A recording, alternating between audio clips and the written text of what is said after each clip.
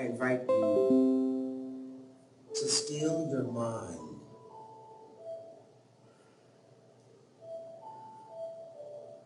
Still your mind.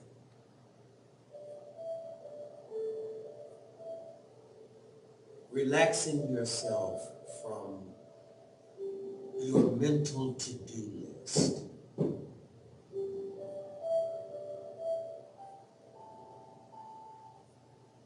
So many times we think about what has to be done or what needs to be accomplished, where we have to be, where we gotta go. I invite you right now just to take a few moments to let all of that go and focus your attention on this present moment. Right now, right where you are, right now.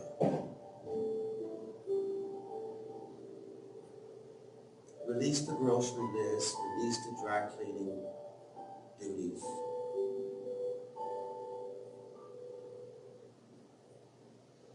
Right now is your appointment with God.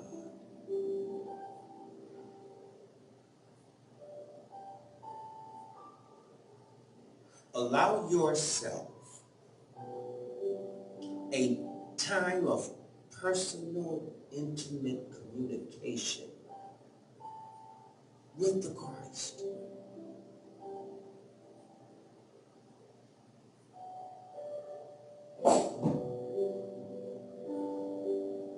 This is your time just to talk to God.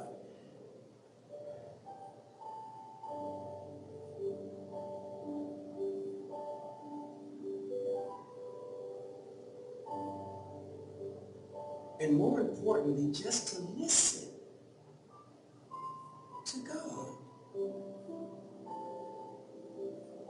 Making yourself open and receptive to hear what God is saying to you.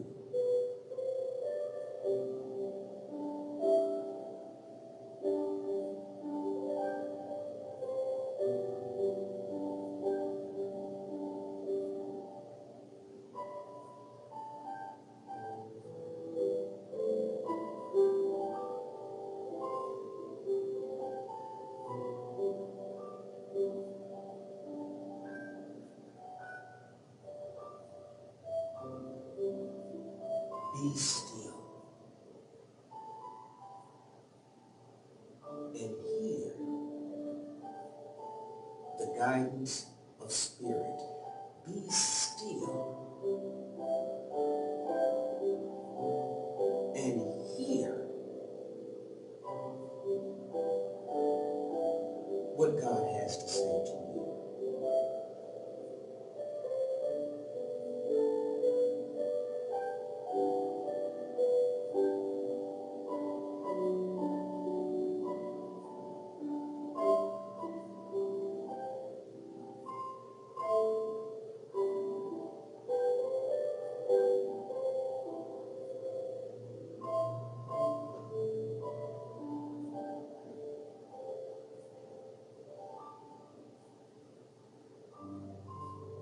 Now gently bringing your attention back to this room and this service.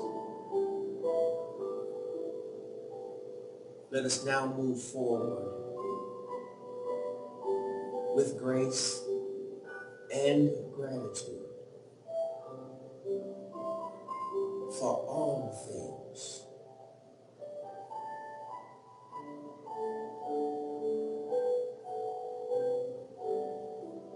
We now close this time of meditation in the name and through the power that is in the name and nature of our Master Teacher and Elder Brother, Jesus the Christ. Amen, and so it is.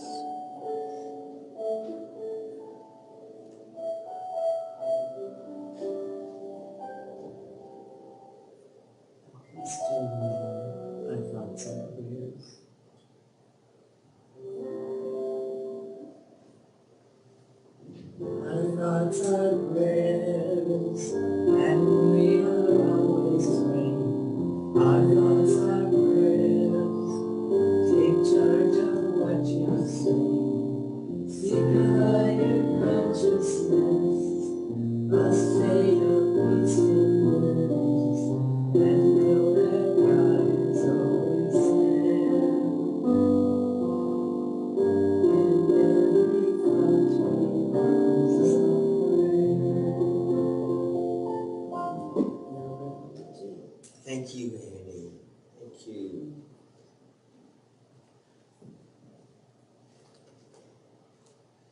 For today's lesson, I want to have a little fun. All right. I want to have a little fun. And I want to talk about a character or a person biblically that doesn't get the credit or the recognition that I think is really due. And that is Joshua. Joshua is famous because of one song. Joshua fit the Battle of Jericho. Yeah. But I want you to know that there were other things that Joshua did, but he's most known for that.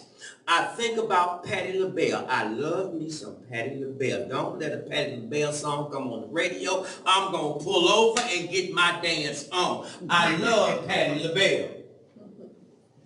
But when most people think of Patti LaBelle, they think of what song? Come on, give me one. Somewhere Over the Rainbow. Everybody loves that one. Somewhere Over the Rainbow. She's most famously known for Lady Marmalade. Come on, y'all. Don't act brand new. Y'all know Lady Marmalade. That was the one that put Patti LaBelle on top. The other one that everybody loved, Patti LaBelle, The New Attitude. Okay.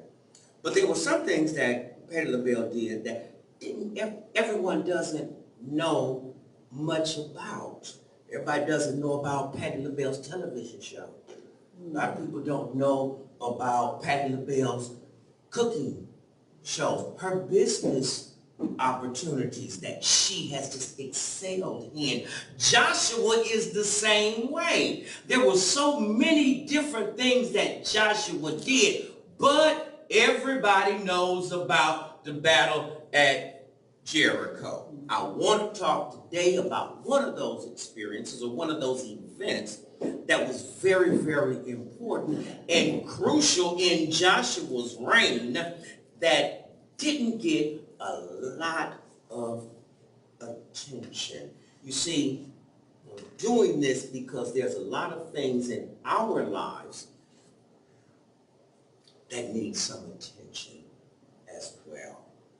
Okay? And so we're going to learn about that today and to look at how Joshua crossed the Jordan and then look at how he crossed the Jordan and learn how we can cross our Jordan as well. Now, in order to do this, let's rewind time a little bit and talk about Moses. Since we talk about Moses on Thursdays, this would be a good review for some of you and maybe an enticement for you to come and join the class on Thursday. The mission of Moses, I want you to understand, was to deliver the Hebrews out of the land of Egypt. Right? That was his primary goal, or one of the things that he is most famous for, is delivering the Hebrews out of the land of Egypt. Now, when we look at Egypt, Egypt means what? Materialism. Materialism. What else?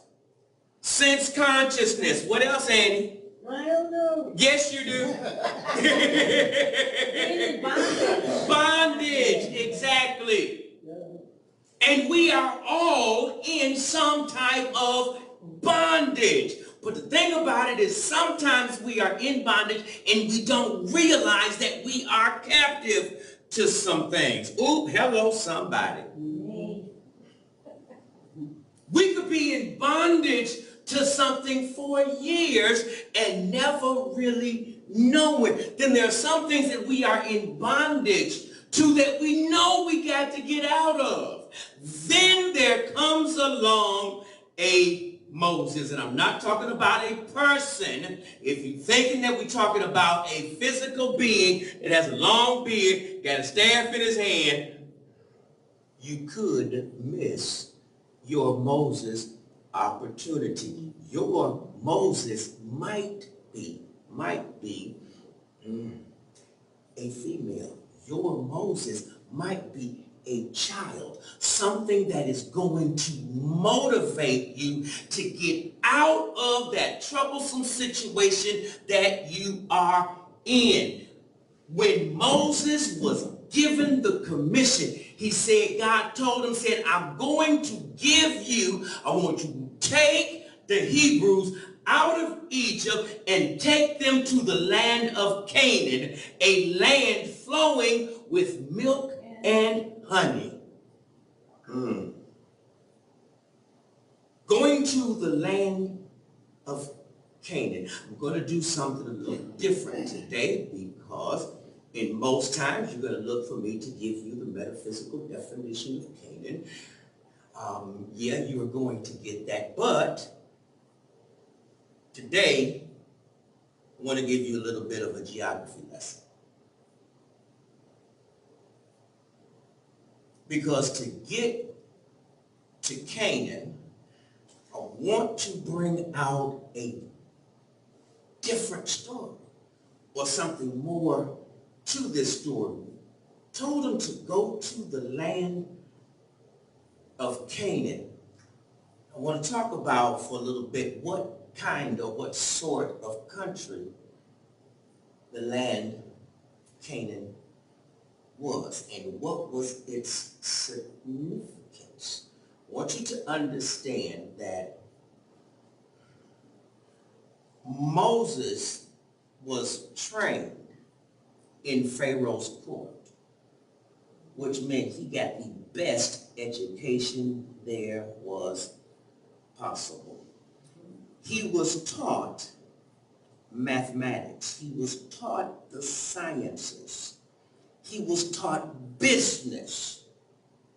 He was groomed to be in leadership. Another thing that Moses learned in Pharaoh's court, that of being a businessman or being a business person, was social sciences.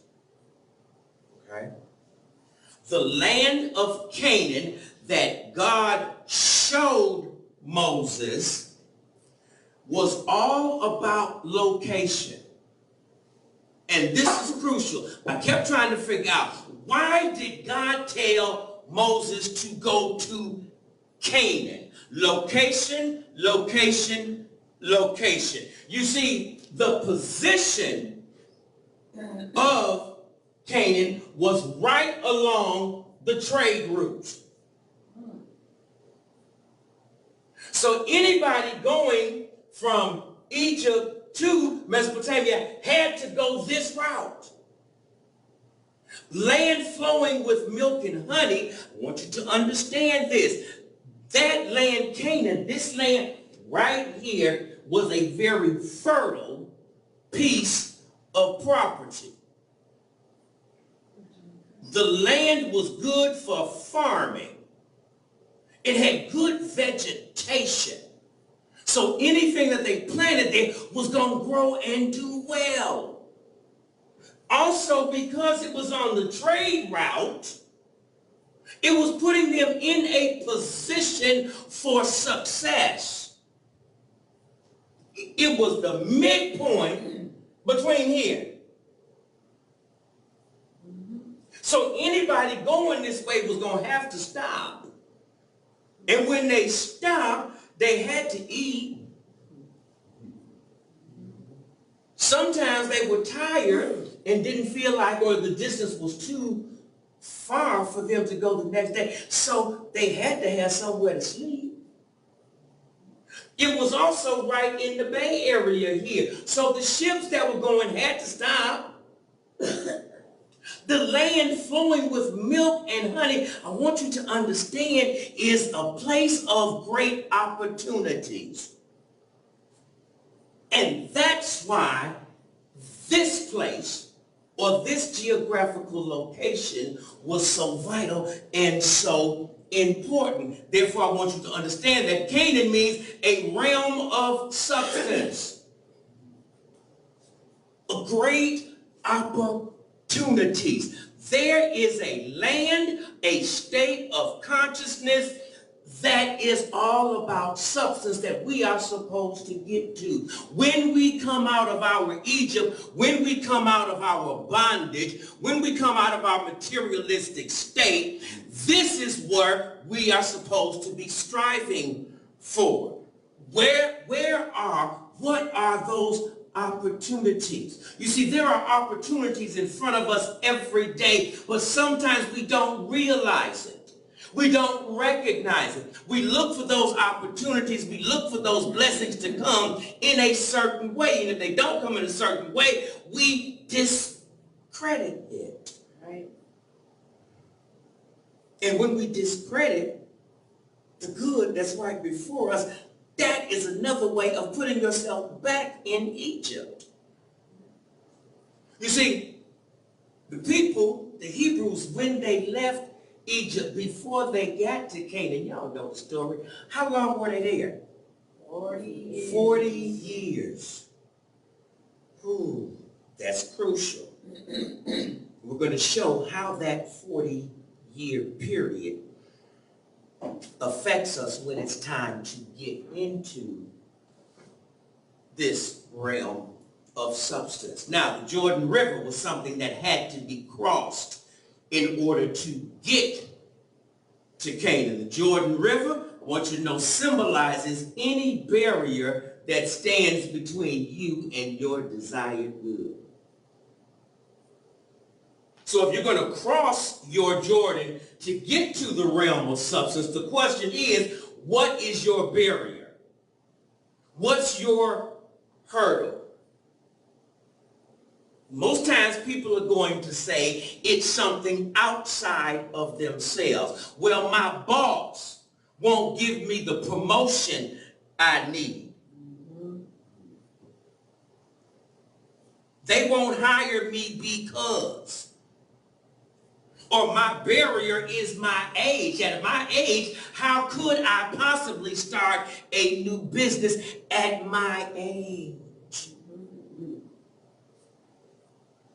But the majority of the barriers that's keeping you from the realm of substance ain't somebody else or ain't something outside of you. It's something inside of you. That is your barrier. Right.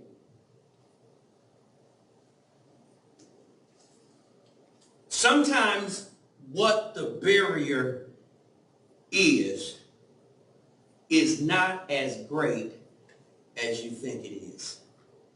It's not as hard to overcome it than what it seems to be. When the Hebrews were crossing Jordan, it was a little piece of water like this.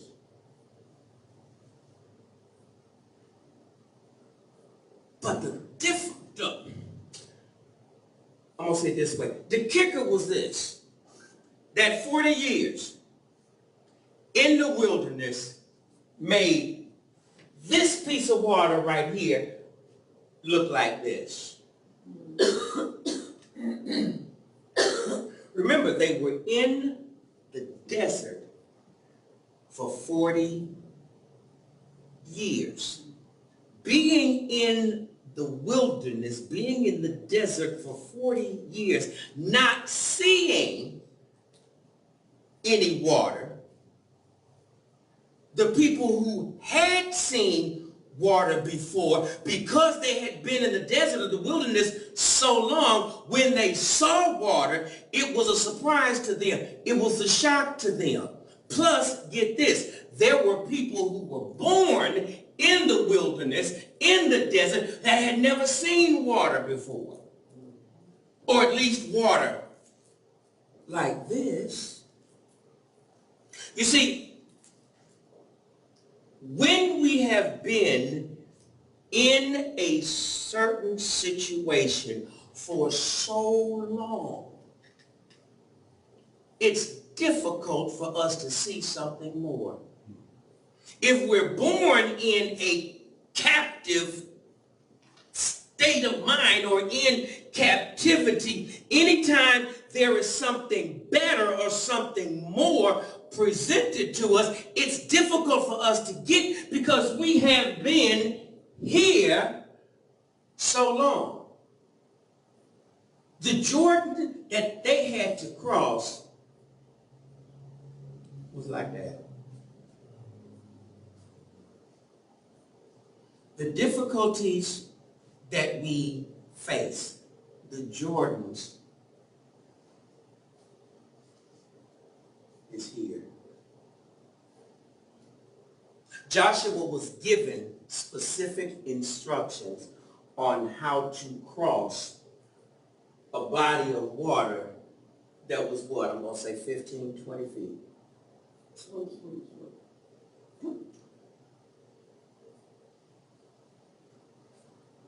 Three things I'm going to share with you today about crossing your Jordan, whatever your difficulty may be, whatever your barrier is. Now, there are some components in crossing your Jordan, and you will find this in the book of Joshua, the first chapter. This is some crucial, this is some good stuff right here.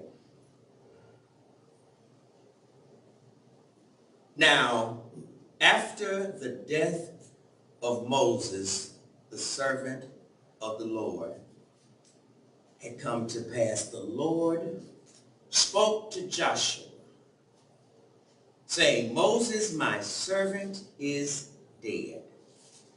Now therefore arise, go over this Jordan, and all this people unto the land which I do give unto them, even the children of Israel. I was debating on whether I was going to go here with this part, but since that's the first part of the scripture, it says that now after the death of Moses,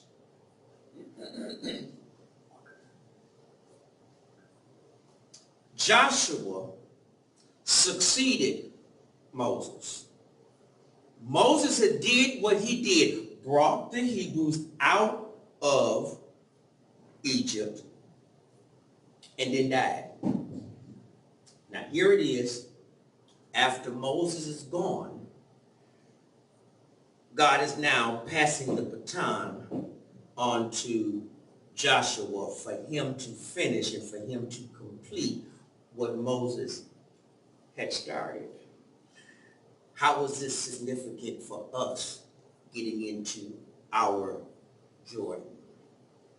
What's significant for us to get into Jordan about Moses' death and passing everything over to Joshua is there is something that got you from where you were to where you are now. Whatever it was then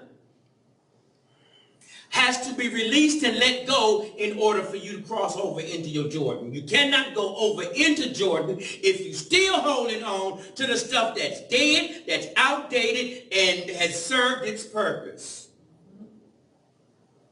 If it has served its purpose, let it go and move on. You cannot go on, Bob, help me make sure that I'm saying this right. I cannot make my next trip if I still got the dirty clothes in my suitcase from the last trip. Hello, somebody. But that's what we try to do. We try to move on to the next trip, and we still get the dirty clothes in the suitcase. Whatever it is that was old that you did, let it go and then move on. You see, when the new job comes, when the new position presents itself to you, you cannot go into that new position with the same attitude that you had in the old one. When it's time to step up, you are now a supervisor. You are no longer just a crew member. You cannot be a supervisor with a crew member mentality. It's time to let that go. So in order to move into your land that's flowing with milk and honey, that other stuff got to go. It served you well. Yes, thank you for it, but now it's time for me to do something different. He said, or God said to him, arise and cross this Jordan. I want you to understand that arise simply means to get up and do something.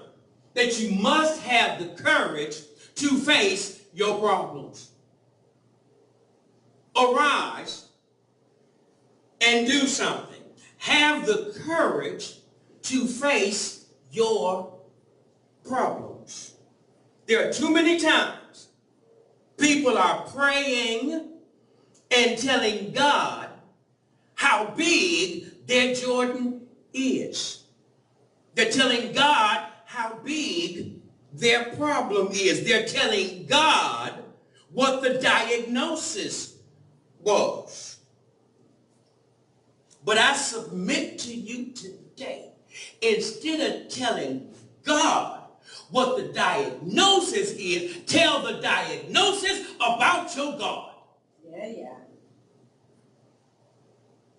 Instead of telling God about the problem, tell the problem about God.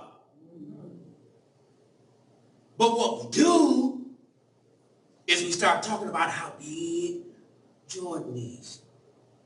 Because we have been so accustomed to living in the wilderness. Have the courage. Arise. Arise. Arise. Ooh, that's crucial there. Meaning that you have got to come above where you were before. You've got to rise in consciousness. Rising means that you have to learn something new. Arise means that you got to do something new. To arise means that you got to be something more than what you were before.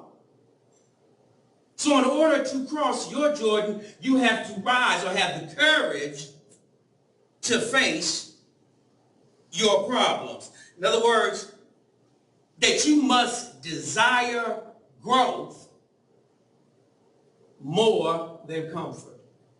Yes. You got to desire growth more than comfort. I heard a story a long time ago about a minister who was baptizing somebody. And when he was baptizing them, they were in the pool, and the minister took them and dunked them in the water and brought him back up. Okay?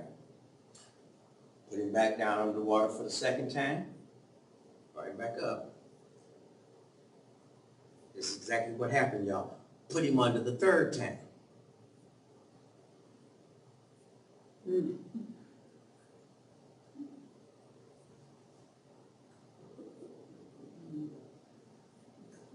Held in there.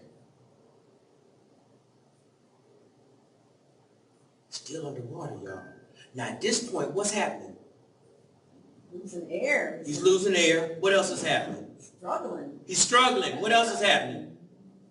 Thrashing. He's drowning. What else? He's thinking he's going to die. He's thinking he's going to die. What else? He's thinking, I want air. I need air. And as he finally gets up, the minister says, now, in that last second, what was your thoughts? The man told him, said, I wanted air. The minister told him, said, you got to want your deliverance as badly as you wanted air. Amen. How bad do you want the growth? Now, if you want the growth bad enough, if you want that realm of substance, after you arise, that's what that arising is, getting that desire to want it, we have to cleanse negative beliefs. Joshua the 3rd chapter, the 5th verse. And Joshua said unto the people, sanctify yourselves, for tomorrow the Lord will do wonders among you. Sanctify yourself. Sanctify yourself. Cleanse yourself of your negative beliefs. A belief is an inner acceptance of an idea as true. It may not even be true, but if you have internally accepted it, that's your belief system. And our belief system is what keeps us from our good. Our belief system keeps us from our growth. So in order to get into in order to cross your journey, you got to get rid of your BS. Get over, thank you. I was wondering who was going to catch it. Because our belief system is what is our barrier. We've got to cleanse that. And that's what it means to sanctify. To sanctify or sanctification is simply putting on the nature of God. When I'm talking about sanctification, it is not what some of the traditional religions and doctrines give you about sanctification. That's what I love about this unity message. Sanctification is putting on the nature of God. Now, when we put on the nature of God, we know from being in class that there are 5 basic attributes of God in order. Come on. Brain. 5 basic attributes of God in order. Don't embarrass me on camera. It's been a while. God is everywhere and everything. The 5 basic attributes, not the 5 principles. You good? Huh? Come on. Life, love, wisdom, power, substance. There you are. Those are the 5 basic attributes of God. Y'all know this. See, that's why we have to keep doing this. Because you all know it, but when it comes to our belief system and cleansing, putting on what the nature of God is, sometimes we forget. The nature of God is life, love, wisdom, power, substance. So when you are sanctified, what it's doing, or when you are sanctifying or cleansing yourself, is that you are, I am, we are putting on or expressing life, love, wisdom, power, substance. To sanctify yourself means to rise above or rise to a plane of dominion. Not a dominion over people. Because that's what we try to do. We try to or think that I'm supposed to control somebody else. How you going to control somebody else when you can't control yourself? See what I'm saying? When you sanctify, means you are taking control over your own life. Nobody else's. That's what cleansing is. To sanctify yourself, to cleanse those negative beliefs. Now, once you sanctify yourself, once you cleanse yourself, the third thing is to follow divine guidance. Follow divine guidance. But too many times, instead of following divine guidance, we follow what we see on TikTok. We keep following what the news report says. We keep following what the prognosis is. That's the type of stuff that we follow. I submit to you today that just because everybody else is doing it, don't mean it's right. That's true. You all have said it. You've heard your mama say it. If 100 people is jumping off a bridge, you're going to jump off too? Just because they are doing it, don't make it right. Follow divine guidance in the 7th verse. And the Lord said unto Joshua, oh, I love this part. I love this part. I think this is about my favorite part. This day, I will begin to magnify thee in the sight of Israel, that they may all know that as I was with Moses, so shall I be with thee. Now that right there gives me strength. That God was telling Joshua and me by extension that as I was with Moses, I'm going to be with you the same exact way. So because God is going to be with me the same way he was with Moses, God going to be with me. Oh, the same way he was with Abraham. God's going to be with me the same way he was with Isaac and Jacob. Anything I do going to be all right. Yes. Yes.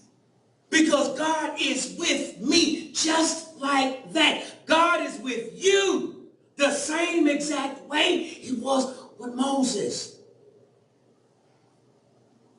That is our first basic principle, the omnipresence of God. That God is everywhere, evenly present. He is no less with me than he was with Moses. He's no less with me than he was with Jacob. He is with me just as he was with them.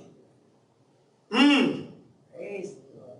Praise the Lord. That's exciting to me. Verse 8 says, now, thou shalt command the priest that bear the ark of the covenant, saying, he was giving them specific instructions, because here we've had the courage to face the problems. We've gotten rid of our BS, our belief system. Yeah. Now it's time to follow divine instruction. The instruction that was given to the priest, they didn't like it. It scared them. They weren't ready for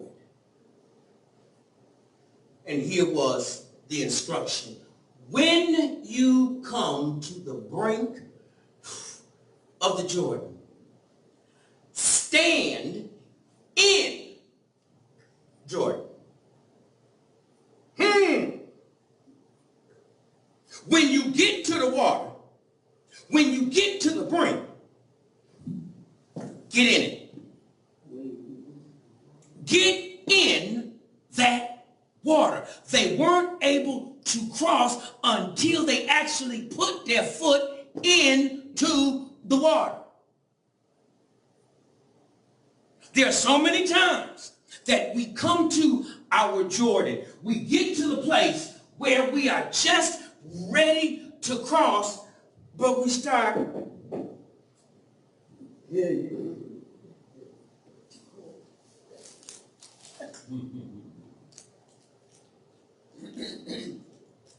put your foot in the water.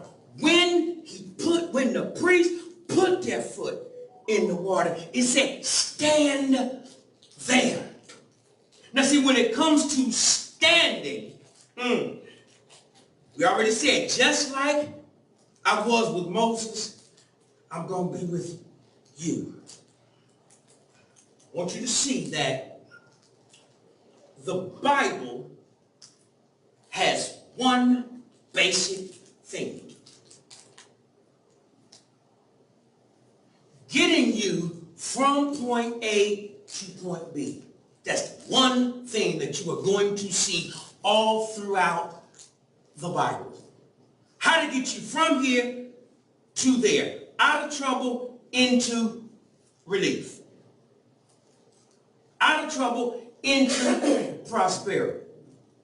The only thing that's done is the same story, but it is told by different people. Same thing, different people.